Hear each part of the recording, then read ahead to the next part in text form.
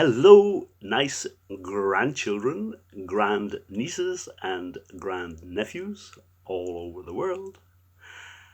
My brother Cormac, who doesn't speak German, asked me to repeat some of the stories I've told in German for your cousin Eileen, who doesn't speak English. Well, she does, but not enough. But she will by the time she gets to meet you. So, the last story I told her was called The Faulty Bucket. And that was a story which happened a long time ago in Ireland, but a long time is relative. And it's about a woman who went to the river to get water every day. She had two buckets. Now you may ask, why didn't she just turn on the tap to get water? Well, not so long ago, nobody in the world had a tap in their house which they could just simply turn on to get water. Not even the richest people in the world, not kings or queens or popes or anybody else. Everybody had to get water from the local well or the local river, and in many parts of the world, people still have to do that. If you ever visit your relatives in Africa, you will see lots of children who go to the local well every day to get water. And it's a hard business. It makes them very strong. Try to lift a bucketful of water or two and see how long you can carry it. It's good training. Well, this old lady lived in a cottage in Ireland, and every day she went to the nearby river to get water. She, what did she do? Fill the water, carry the buckets back to her cottage, and that was enough water for all her needs for the whole day. She didn't waste so much water like we do today. At least those of us who do have taps. Have you ever left the tap running while you're brushing your teeth or just washing yourself instead of pooling some water? Oh, okay. This is not a lecture on how to preserve water. This is a story about a faulty bucket. So, as you can imagine from the title, one of the lady's buckets was faulty. It had a hole in it, a small hole at the beginning, somewhere about the middle of the bucket. And as she was carrying the bucket home, it dropped some water along the way.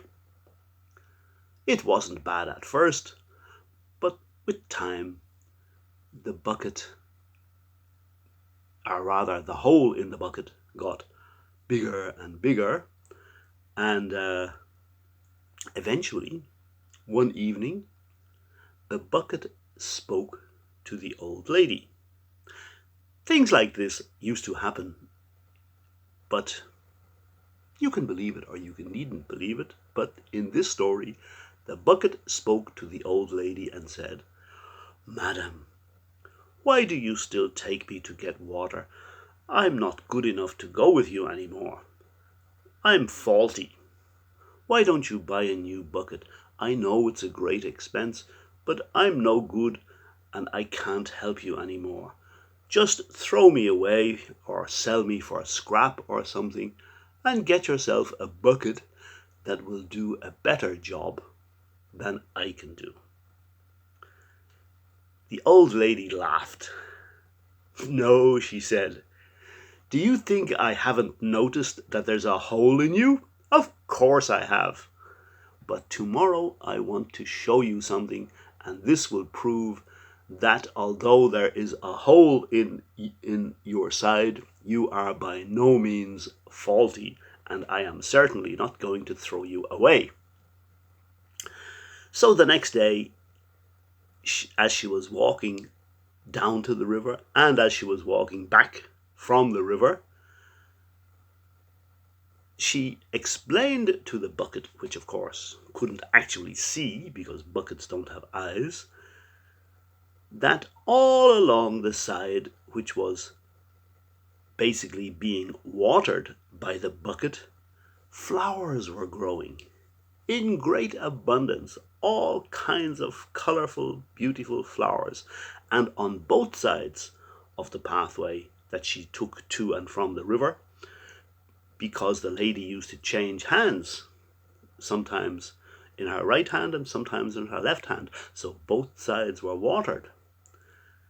And she said, "You see, I'm happy to have a bucket that is not faulty and carries all my water, but I'm also happy to have you because you have made my trip to the river to get the water much more pleasant." And so the faulty bucket no longer worried about his fault, but was happy that he was able to help the lady by making her happy, by helping the flowers grow along her path to and from the river. So, if you are ever feeling as if you are not as good as some other boys or girls, then all you have to do is think of the faulty bucket, and you can be sure that you are perfect for what you do. I hope you enjoyed this story as much as I enjoyed telling it to you. Bye for now.